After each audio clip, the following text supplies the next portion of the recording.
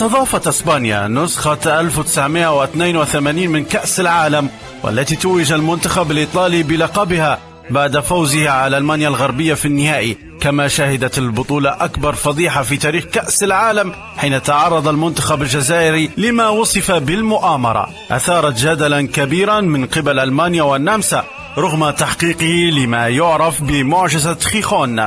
كانت هذه هي النسخة الوحيدة من كأس العالم التي تستضيفها إسبانيا عبر التاريخ، ولم ينجح المنتخب الإسباني في تحقيق اللقب. حقق المنتخب الجزائري فوزا تاريخيا على نظير الألماني بهدفين مقابل هدف وحيد في المباراة التي سميت بمعجزة خيخون لأنها لعبت في مدينة خيخون الإسبانية.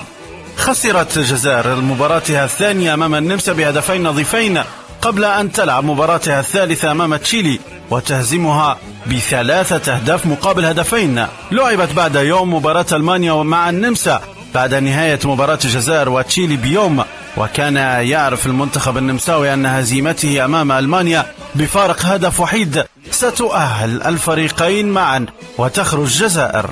وسجل المنتخب الألماني هدف المباراة الوحيد عند الدقيقة 10 عبر هورست هروبيتش قبل أن يتبادل الفريقين الكرة بشكل سلبي حتى نهاية المباراة. أثارت هذه المواجهة ضجة كبيرة في الأوساط الكروية والإعلامية، وقدمت الجزائر اعتراضا للاتحاد الدولي لكرة القدم، لكن الأخير رفض الاعتراض وأقر نتيجة المباراة، لكنه أصدر قرارا بأن تلعب مباراتين الأخيرتين في كل مجموعة بكأس العالم بنفس التوقيت منعا للتلاعب بالنتائج، وهو الأمر الذي لا زال يطبق حتى الآن.